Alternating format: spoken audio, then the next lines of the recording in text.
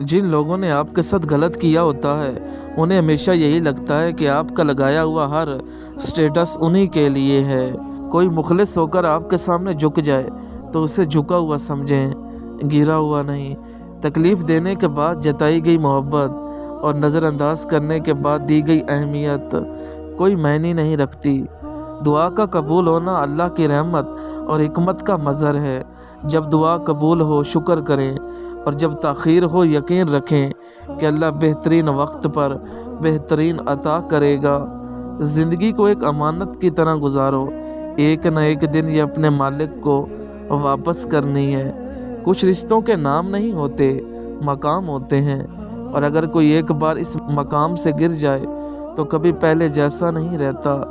हमेशा ज़िंदगी इस तरह बसर करें। ये 3 चीज़ें घर के अंदर खुशहाली लाती हैं। नमाज़ पढ़ना, नफल इबादत करना, अल्लाह की राह में खर्च करना।